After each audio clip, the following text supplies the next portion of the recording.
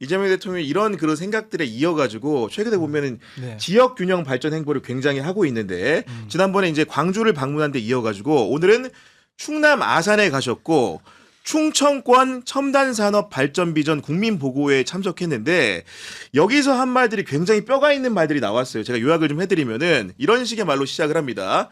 2조 원 투자 두고 애게 이런 말이 나온다고요? 투자 단위의 감각이 사라진 것 같다는 게 제 생각입니다. 이런 얘기를 하면서 누군가는 왜 우리 동네는 안 돼? 이렇게 말하는데 이런 식의 그 발전을 바라보는 시각 자체는 분열적 접근이기 때문에 이렇게 생각해서는 안 된다. 이런 말을 한 것이고 그럼에도 불구하고 진역 균형 발전은 불가피한 선택인데 다만 가장 좋은 입지에 가장 효율이 높은 방식으로 집적해서 해야 된다. 이런 말씀을 하신 거고 이때 기업의 이해관계까지 고려해가지고 판단하는 게 바로 정부와 정치의 역할이다. 그러면서 정치하는 사람들이 노력도 안 하고 주변에서 섭섭하다는 말에 부안해동해서는 안 된다. 이런 말을 했는데 대통령의 이런 말의 본뜻은 무엇이라고 생각하십니까? 정청래 대표님 작정하십시오 이런 뜻이고요.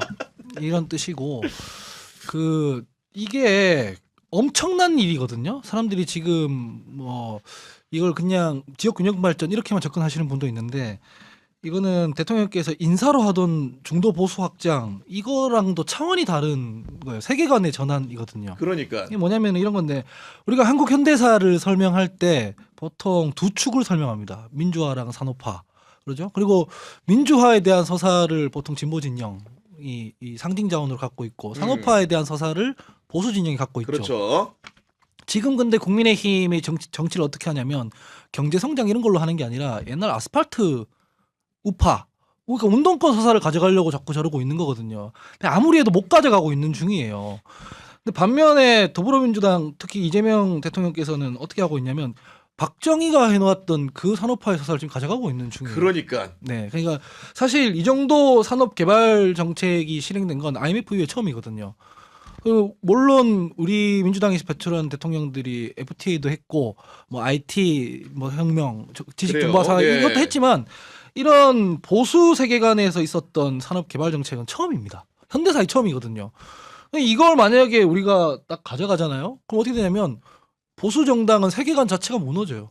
존립 기반이 사라집니다. 그리고 이제 삼성, SK 같은 대기업들이 네. 어떻게 보면 보수의 전유물은 아닌데 그런 유능한 기업들과 함께하는 시장 세력이 네. 본인들이라고 생각했는데 네. 이재명 대통령이 선취하는 순간 그러니까요. 이게 아예 방향타가 달라져 버리는 겁니다. 그래서 지금 보수 진영에서 보면 비교적 합리적이라고 평가받던 분들부터 마시간 사람들까지 전부 다 돌을 던지고 있어요. 뭐 평가도 안 하고 되게 비합리적인 방식으로. 무조건 안 된대. 왜냐면 이건 성공하면 안 되는 거예요. 성공해서도 안 되고 혹은 허구여야 하거나 쇼여야 해요. 이게 진짜로 되잖아요. 그러면 본인들은 끝나는 거예요 이제. 이게 중도 보수 이런 문제가 아니에요. 그냥 본인들의 역사 이런 것들 뭐 세계관, 존립 기반, 지지 기반, 상징 자원 이런 것들이 전부 허물어지는 거거든요. 뭐야 박정희 했는데 이제 이재명 대통령이 그걸 업그레이드해서 한 거잖아요. 그래서 저 난리들을 치고 있는데 당에서 이걸 받쳐줘야 돼요 좀. 뒷받침을 해줘도 모자랄 판인데 지금 뭐 왕조 국가도 아니고 적통 이거 할 때가 아니고 저기 막 안철수 뭐라 그럽니까 땅값 이 헛소리 하고 있는데 그런 거에 대해서 논평을 막 쏴줘야 돼요. 근데 그러기는커녕 직전까지 당대표 했던 분이 전북 가가지고 헛소리나 빽빽하고 있고 이러니까 대통령이 뚜껑이 열리는 거죠. 그래서 이렇게 얘기한 것입니다. 네, 그러니까 이제 전 너무 정확한 분석으로 저도 동의하는 게 결국 정치라는 게 한정된 자원을 배분하는 권위잖아요. 네. 다 정치학 교과서에 그게 나와 있는데 결국에는 이제 지방균형 발전 그리고 저는 이재명 정부가 내세운 목표 중에 가장 제가 좀 이렇게 마음에 와닿고 가장 동의하는 게 지방주도 성장이에요. 이거는 제가 제 경험적으로도 느껴서 제가 그런 식의 발상에 동의해 왔던 건 게 저는 서울에서 자라가지고 저는 나이가 다 들어서 20 중반대 제가 대구에 갔거든요. 그리고 군 생활을 제가 경북 김천에서 하니까 제 인식이 형성되고 나서는 첫 사회생활을 제가 한 7년 가까이는 제가 TK 지역에서 거주를 했던 거예요. 그러니까 그러고 나서 다시 서울로 올라오긴 했는데 이 지방주도 성장이라는 이 개념이 정말 대한민국에 필요하고 절실하게 느끼는 절실한 걸 저는 이제 아는 거죠. 근데 이걸 이재명 정부에서 아주 본격적으로 진정성 있게 시행하니까 얼마나 반갑습니까? 게다가 지금은 AI 시대가 거의 혁명적으로 되고 있기 때문에 이제는 뭐 요즘에도 재택근무 이제 많이들 하시는데 앞으로는 이제 사무실 개념도 거의 없어질걸요? 이제는? 이제 막 산골 가가지고 막 자신의 창조적인 일들 하시는 분들이 넘쳐날 거예요. 그러면 오히려 지방주도 성장이라는 건 훨씬 더 매력적이죠. 그리고 국토를 넓게 쓰니까 이번에 홍명보가 왜 저렇게 욕을 먹습니까? 운동장 좁게 쓰잖아요. 풋살처럼 하잖아요. 우리는 롱패스 들어가고 스루패스 들어가가지고 빠르게 적의 그 비장 수비를 뚫어내고 골을 넣어야 되지 않습니까? 그래서 저는 이 AI가 이제 활성화되면 더 지방주도 성장은 가속화될 것이고 이게 국가 전략적으로도 헌법의 의무이기도 하고 훨씬 더 도움이 되는 일이기 때문에 앞으로 더 이렇게 간다. 그런 차원에서 아니 대통령께서 광주 전라 그리고 또 중부권에는 또 피지컬 AI 또 데이터 센터는 또 이렇게 강원도랑 해서 다 짓는 걸로 지도를 받고 앞으로도 2탄 3탄 더 나온다는 거 아니에요? 그러니까. 근데 국민의힘이 막 갑자기 이제 화가 나가지고 본인들 밥그릇 뺏기니까 이제 성장이라는 담론과 국민이라는 담론 뺏기니까 이제 이 난리들을 치는 맞아요. 건데 아니 근데 정청래 대표는 왜 그러는 거예요? 여당이잖아요. 맞아요. 그 이원택 지사도 여당 후보고 여당에서 배출한 전북지사 아닙니까? 근데 그걸 가지고 우리 소외감 느낀다 이런 식으로 전라권을 또 갈라버리면 네. 그럼 도대체 하자는 거예요 말자는 거예요? 거기다가 전북에는 이미 현대자동차 새만금에 들어가기로 이미 했잖아요. 아니 8조. 8조. 9조야. 아무튼간에 그 정도 들어가잖아. 아니 그러면 지금. 그 8조조차도 못 받은 지역에 구조다 구조 찾아보니까. 그러니까 구조도 못 받은 지역에 비하면 얼마나 이건 또 상처되는 말입니까?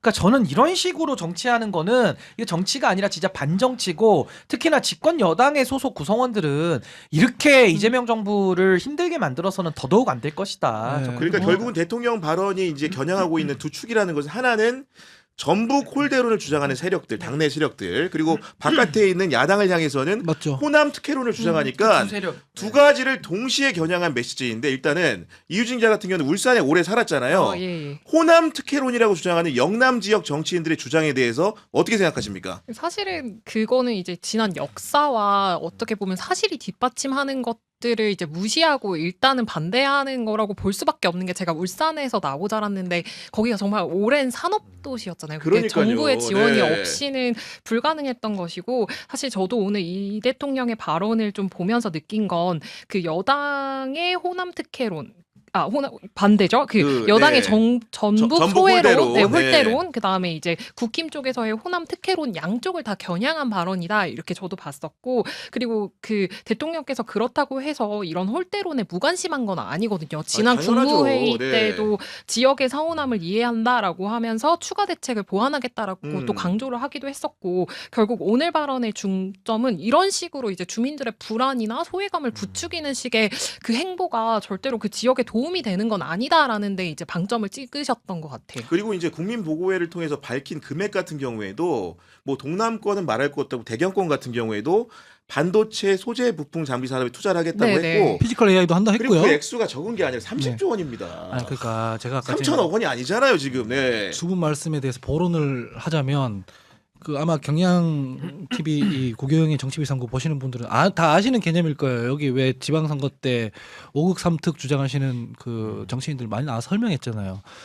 그 대한민국이 갖고 있는 복합 갈등, 구조적 모순 이런 것들이 지류들을 타고 가보면 하나의 본류에서 만나게 되는데 그게 수도권 과밀화 지방 소멸이에요. 그러니까 수도권의 면적이라는 거는 국토 면적이 한 11%, 서울은 1%대 뭐 이렇게 되거든요. 근데 거기에 인구 절반 이상이 때려 넣어져 있는 거예요. 맞아요. 네. 그 물리적으로 생각해 보자고요. 그게 어떤 방에 10명 들어갈 수 있는 방인데 거기 막 1000명씩 넣어봐요. 어떻게 되겠어요? 터져 죽을 거 아니에요. 그러니까 수도권은 수도권대로 경쟁력을 상실하는 게 우리 그 부동산 올라가는 라인 한번 보십시오.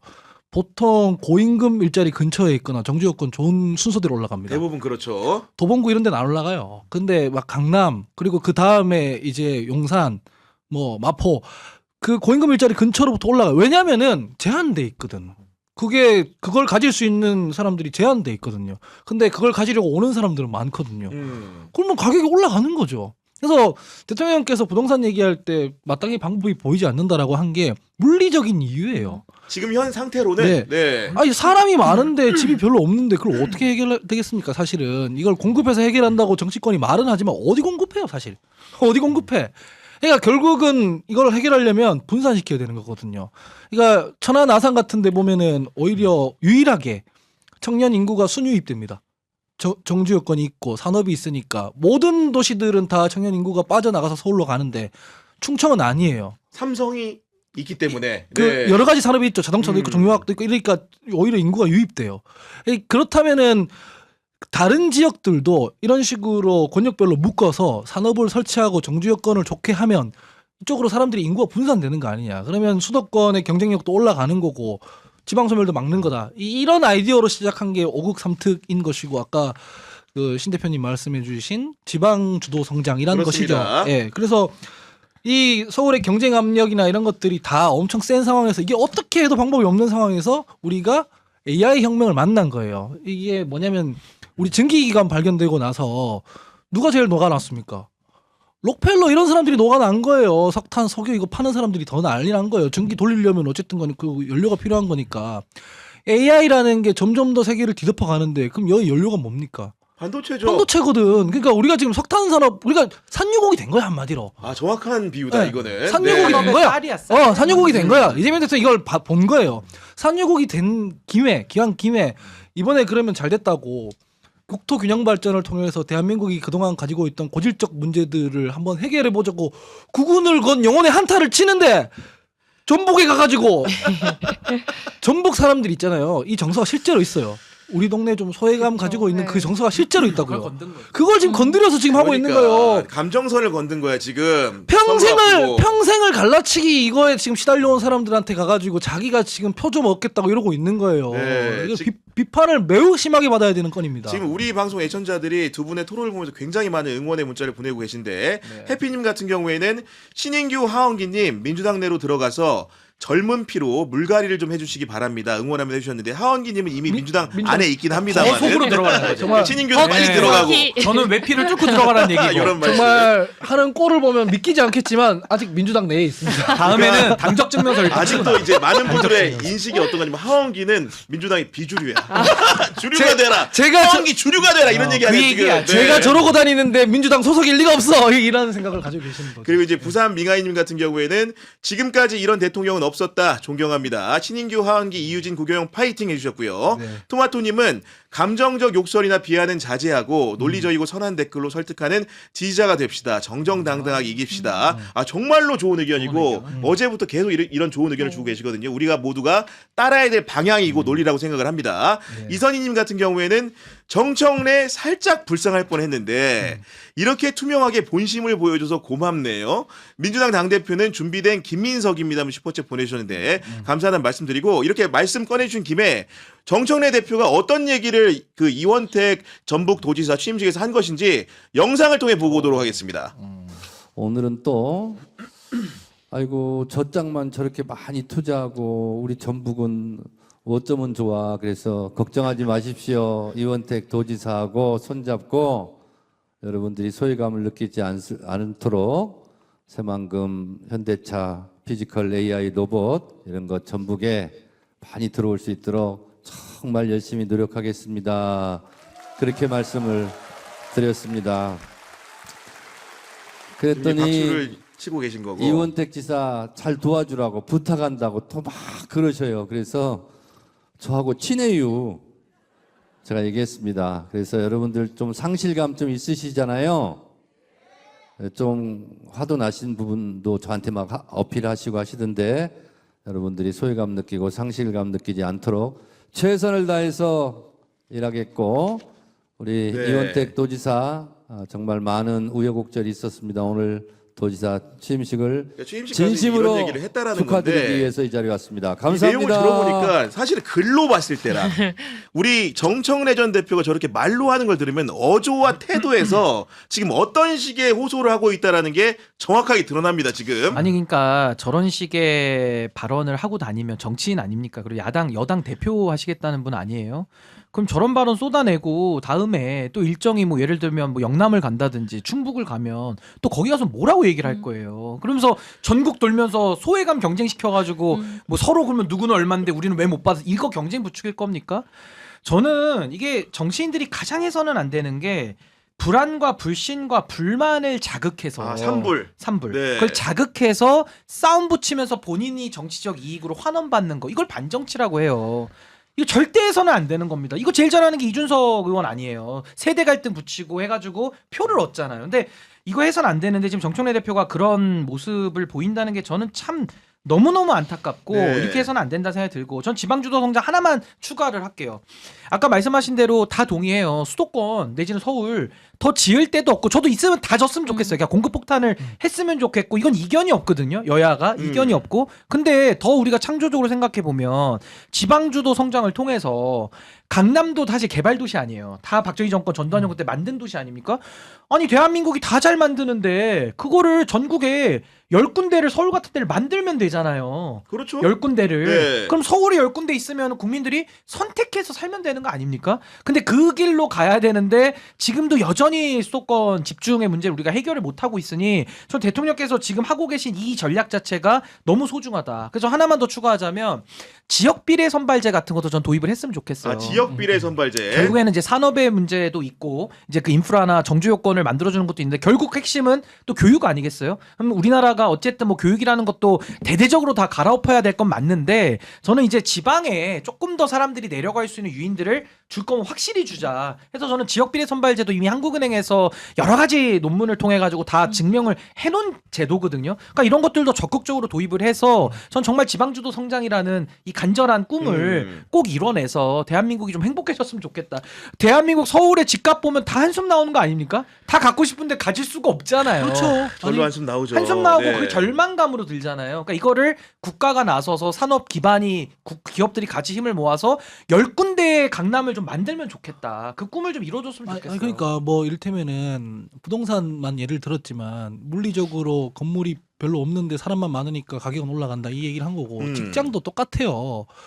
그 사실 100대 기업 대부분이 서울 수도권에 몰려 있는데 그래서 지방에 있으면 일자리가 없으니까 여기서 가만히 말라 죽으나 올라가가지고 경쟁하다 터져 죽으나 붙어나 보고 죽자 이렇게 해서 올라온단 말이에요 서울에. 근데 들어갈 수 있는 직장 자리는 한정돼 있잖아요. 그렇죠. 못 들어간단 말이에요. 못 들어가니까 거기서 이제 서울에서는 누군가는 지하로 밀려나고 쉬었음 청년 되고 그다음에 여성 같은 경우에는 내가 공부 이렇게 열심히 했는데 박 터지게 해가지고 들어갔다가 결혼해가지고 뭐 경력 단절되고 안 하련다 이렇게 되는 거고 그러니까 모든 도시들 중에 서울이 합계 출산율이 제일 떨어지는 거고 이런 게 악순환 그냥 그러니까 이런 것들을 분산시켜서 미국처럼 이를테면 뉴욕이 있으면은 뭐 워싱턴이 있고 샌프란시스코가 있고 샌프란시스코에는 첨단 산업 모여 있고 뉴욕은 금융 도시 아니에요. 뭐 이를테면 정확하게 성격 규정이 도시별로 돼 있죠. 돼 있죠. 네. 그게 메가시티들이 있는 거 아니에요. 한국도 그렇게 가보자. 서울만 있는 게 아니라 이런 아이디어에서 출발한 거예요. 근데 그런데 가가지고 전북에 가가지고 저런 얘기를 하는 건 매우 부적절하고 그리고 그 지금 저희가 속 터지겠는 게 수구 세력들이 호남 특혜론 들이대면서 호남 혐오 다시 레버리지로 쓰려고 하는 거랑 머리 쌓고 싸우는 걸로도 벅차 지금 이거 힘들어요. 하나 가지고도. 네. 아이 광주의 야구단이 그거 헛짓거리 해가지고 처벌하는 게 당연한데 그걸 가지고 지금 국민의힘 하는 거 보세요. 당연히 이걸로도 지금 힘들다고. 근데 심지어 더불어민주당의 전직 당대표 출신이 호남을 지금 전남북을 갈라쳐가지고 이런 얘기를 하고 있습니까? 반도체 클러스터가 광주 전남에 들어가면 전북은 뭐 그럼 그 영향이나 그 어떤 이익이 없습니까? 말도 안 되는 얘기를 하고 있는 거예요 그러니까 지금. 표현상에서 오늘은 또 젖장만 저렇게 많이 투자하고 그리고 여러분들 상실감 좀 있으시잖아요.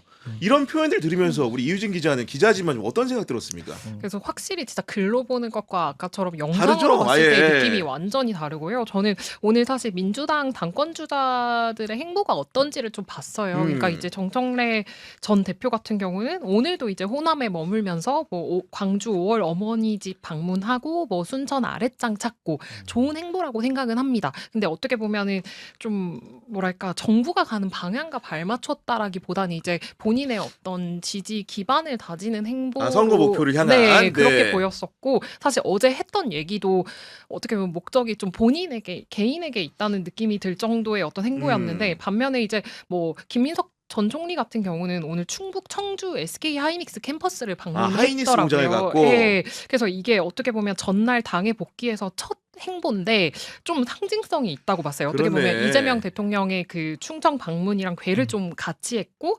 어쨌든 그 3대 메가 프로젝트에도 좀 힘을 싣는 듯하게 하면서 굉장히 좀 이게 전략적으로도 저는 영리하게 그러니까. 국정 운영 지원에 내가 적임자다 이런 걸 보여준다는 생각이 들었거든요. 그래서 그런 부분에서 좀 차이가 너무 도드라졌다. 그리고 뭐 한 분 더 이제 송영길 의원님 같은 경우는 오늘 뭐 대학 동문회 비롯해서 개인 일정을 소화하신다고는 하는데 이런 좀 면면의 행보들을 봤을 때도 좀 성격이 정청래 드러난다. 전 대표의 그 행보가 좀 그 전략적으로도 좀 아쉽다. 예, 그렇게 근데 봤습니다. 저는 정청래 대표 저렇게 다니는 게 좀 저는 이해되는 면이 어떤 게 있냐면 어. 저분이 정치를 내용으로 해오신 분이 아니에요. 내용이 없어요. 그러니까 질소 과자 같은 그 질소 같은 정치를 했기 때문에 내용이 없으니까 할 수 있는 게 없고 그리고 굉장히 지금 조급해요. 쫓기고 있기 때문에 조급할 뿐만 아니라 당대표 연임을 통해서 공천권이라고 하는 큰 정치에 대한 뜻이 굉장히 커요. 그러니까 욕심이 커요. 그러니까 욕심이 크면 그 큰 욕심에 맞는 정도의 정치적 내공을 보여주고 내용을 정책과 비전을 가져와야 펼치면 되는데. 되는데 이분이 그게 없잖아요. 없으니까 다니는 지역마다 그것도 호남에 지금 묶여가지고 표를 가져올 수가 없으니까 아유 그럼 갈라서라도 갖고 오자. 요 전략에 지금 유혹에 넘어갔다고 보거든요. 근데 반면 송영길 의원님 얼마나 이분은 국제 정치에부터 해박하고 아는 게 너무 많아서 문제죠. 그러니까 하나하나 지금 바이럴을 해도 요 남은 경선 기간이 차고도 넘쳐. 부족해. 거기다 김민석 총리도 뭐 국정 운영 1년 동안 하면서 대통령께서도 박수 치고 뭐 김민석 총리가 다 한 겁니다 이러고 계시니까 정부가 지난 1년간 뭐 했지? 달별로 정리만 해도 아젠다 10개가 넘게 나오잖아. 그러니까 이게 내용 중심, 비전 중심, 국민의 삶 중심으로 정치를 하는 사람과 어떻게든 그냥 표만 받아가지고 자신의 자아 실현해보겠다는 이 정치인이 지금 다른 길을 가고 있고 정청래 대표는 저거밖에는 지금 할 게 없는 것 같아요. 그러면 본인이 책임을 지고 여기서 빠지면 본인도 이렇게까지 비판받고 타겟이 될 이유는 없는 건데 그 조급함과 그 욕심이 지금 완전히 지금 망쳐놓고 그러니까 있다. 이런 신인규 그렇게 봐요. 대표의 문제의식에 공감하는 민주당 내 의원들도 하나둘 나오기 시작을 하는 거고 오늘 같은 경우에는 김남국 의원이 쓴소리를 했는데 어떻게 말했느냐. 도대체 언제까지 검찰개혁 이야기 할 거냐고 묻고 싶다. 이런 식으로 직격을 했고 뭐라고 부연 설명을 했냐면은 선거를 치르는 동안에 검찰개혁 완수해달라고 하는 시민을 한 분도 만나본 적이 없다. 이렇게까지 말을 했거든요. 네, 저도 뭐, 네. 이건 뭐 검찰 개혁이라는 거는 권력기관 조정 얘기라서 선거 치르는 동안 만난 시민분들은 대부분 이런 얘기 안 하고 먹고 사는 문제에 대해서 얘기를 하죠. 민생 문제. 뭐 당연히 이런 네. 얘기를 하죠.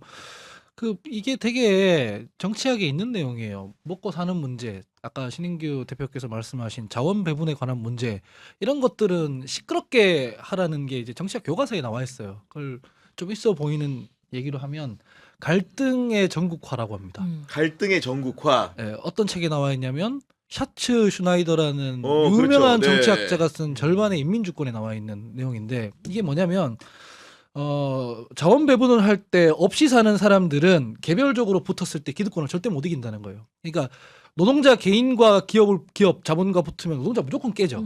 그러면은 이 갈등에 참여하는 머릿수를 늘려야 돼. 그래서 노조를 만들죠. 네. 노총을 만들고. 다대일로 붙어야 되니까. 예, 왜냐면은 우리 사회에는 없이 사는 사람들이 훨씬 많거든요.